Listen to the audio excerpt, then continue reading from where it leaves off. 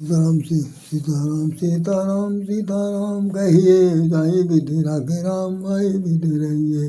श्री राम जय राम, जय जय राम। श्री राम जय राम, जय जय राम। श्री राम जय राम, जय जय राम। श्री राम जय राम, जय जय राम। श्री राम जय राम, जय जय राम। श्री राम जय राम। जय श्री राम। ये आपके सामने बहुत विशेष बात बताना चाहता हूँ, बहुत संक्षेप में। आज भी वही हम शॉर्ट वीडियो बनाएंगे। सच्चाई है, जानकारी आपको होगी, निश्चित रूप से होनी चाहिए, और बताया गया हो बहुत बार। हो सकता है आपने ओवरफ्लो हो गया हो, ना समझ में आया हो। लेकिन एक बात आपको बता दूँ कि पूरे दुनिया में जितने भी मनुष्य बने हुए, और जिन लोगों के पास, जिन्हें इंटेलेक्चुअल पर्सन भी कहते हैं, चक्षु नेत्र खुले हुए कहते हैं, बुद्धिमान भी कहते हैं, नासमझ भी कहते हैं, अज्ञानी भी कहते हैं, मूर्ख भी कहते हैं, और साथ साथ ये कह सकते हैं कि भाई जल प्राणी है, गंवार है, कुछ भी कह सकते हैं। जितने तरह के लोग भाषाएं हमने बोली हैं, वो सब कहा जा सकता है। ध्यान रखिएगा कि हमारे आपके जीवन में सिर्फ 4 ऐसी चीज़ें हैं, 4 ऐसी चीज़ जिनका नाम है कि काम क्रोध मद लोभ। काम क्रोध मद लोभ, काम क्रोध मद लोभ, ये 4 नरक के पंथ हैं। यही ऐसे 4 रास्ते हैं जो नरक की तरफ ले जाते हैं। काम का संबंध दुनिया जानती है, हालांकि यद्यपि इसको आध्यात्मिक भाषा में कहा जाता है कि शरीर में स्फूर्ति लाने का काम, ये काम का है। लेकिन काम के द्वारा चूँकि प्रजनन की क्रिया होती है, संसर्ग की बात होती है, सर्जन की बात होती है, इसलिए काम की प्राथमिकता को प्रथम स्थान पर दिया है। काम क्रोध की सबसे बड़ी भूमिका यह है कि क्रोध जो है वो अपने आपे से बाहर नहीं होता। अपने आपे से इतना अधिक हो जाता है कि दूसरों को दबाना चाहता है, उन लोगों को हराना चाहता है, अपने को बलवती समझना चाहता है, अपने आप को बलवान समझ करके हर आदमी को इतना ज़्यादा धर दबोचना चाहता है जिससे कि दूसरा व्यक्ति जो है उसके सामने उसके आतताई हरकत को, उसके अहमता को, उसके अहंकार को, उसकी आक्रामकता को समझे और डरे, काँपे। जैसे आतंकवाद फैला हुआ क्या है, ये आतंक फैला, मुट्ठी भर लोग जो है आतंक फैलाते हैं, मेरा डर भयावह पैदा करते हैं। लेकिन उनका संबंध जो है हमारी भाषा में अतीत से है। जब कभी घटना घट जाती तब क्रोध उत्पन्न होता। तो एक घटना जैसे घटी कि 26 लोगों को मार दिया, उसके बाद क्रोध आया तो उन्होंने कहा ऑपरेशन सिंदूर करेंगे।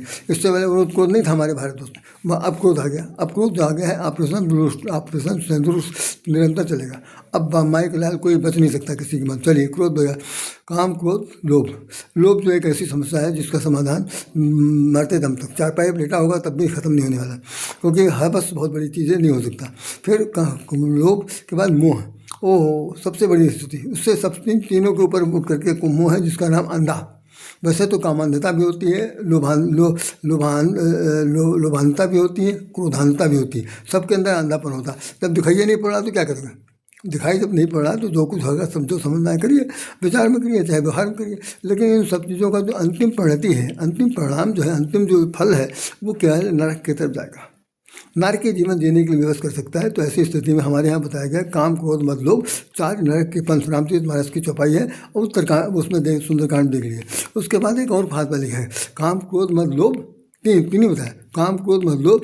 ये क्या है कि सुभट भट्ट समझते हैं, बहुत बड़े सैनिक, बहुत बड़े बलवान, बड़े बड़े योद्धा, लड़ाके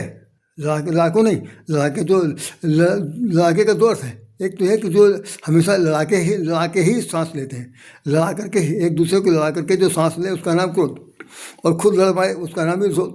तो कह कि जो लड़ाने वाला है उसका नाम क्रोध है। और वो क्रोध जो है ये क्या करता है कि काम क्रोध मत लो, ये सुबट भट्ट, ये इन लोगों से लड़ाई लड़ना बहुत मुश्किल काम है। तो इन पर क्या काम करना है भाई? विजय प्राप्त करना है, बहुत मुश्किल काम है। जितने संत महात्मा अब तक सुने होंगे, जितने भी सुने होंगे, हम तो अपने बुढ़ा गए जब तक सुने हैं, कोई भी इसको कंट्रोल नहीं कर पाया, कोई भी कंट्रोल। तो अब करना क्या है? आपको करना क्या है? एक ही उपाय है कि ये दिन में ये साथ चलेगा, जीवन के साथ चलेगा, जीवन के साथ मरेगा। तो बेहतर है कि आप अपने जीवन को सुधारने के लिए, सही बनाने के लिए, लोगों के बीच में सामंजस्य स्थापित करने के लिए, जहाँ तक हो कि सौम्य सरल, नेगलेक्ट करने की स्थिति में पैदा हो जाइए, बस सारा काम बन जाएगा। क्योंकि हमें कुछ नहीं पता, जो हो रहा है ठीक हो रहा है। जहाँ मेरी ज़रूरत हो बताओ, हम लड़ाई झगड़े नहीं, हम कुछ नहीं करेंगे। तो क्या होगा, जब आप न्यूट्रल हो जाएंगे, तटस्थ हो जाएंगे, उदासीन हो जाएंगे, तो दूसरा आदमी क्या है, हाथ ज़बरदस्ती हाथ छोड़ेगा। अगर हाथ ज़बरदस्ती हाथ छोड़ेगा, उसके लिए कानून है, उसके लिए तमाम सारी नियमावली बनी। तो कोशिश ये करिए कि अपने जीवन में क्रोध की मात्रा जो बढ़ रही है उसको घटाइए। अच्छा, और अब ज़्यादा बढ़ जाएगा क्रोध, अगर क्रोध से अब ये विषय बहुत दूर है, बाद में बताऊँगा। तो इन सब चीज़ों से बचने की कोशिश करिए। मेरी आपसे ये प्रार्थना है, भगवान ने भी कह दिया है कि भाई इन सब चीज़ों से जो लोग बच जाएंगे, निश्चित रूप से वो हमारे शरण में, हमारे धाम में पहुँचेंगे। कितनी बड़ी बात कर दी, हमारे धाम में पहुँचेंगे, मतलब कहाँ है, बैकुंठ धाम पहुँचेंगे। बैकुंठ धाम का मतलब वो शमशान घाट नहीं ना, भगवान का जो निवास स्थान है वहाँ पर सब लोग जाएंगे जिस वक्त शरीर छोड़ेंगे। तो मेहरबानी से वहाँ तक जाएँ और चाहे न जाएँ, लेकिन राम राम करते रहिए, हो सकता है राम बेड़ा पार कर दें। जय श्री राम, जय श्री राम, जय श्री राम, जय श्री राम। राधे श्याम आपको हृदय से नमन करता है। बहुत बहुत शुभकामनाएं। जय श्री राम।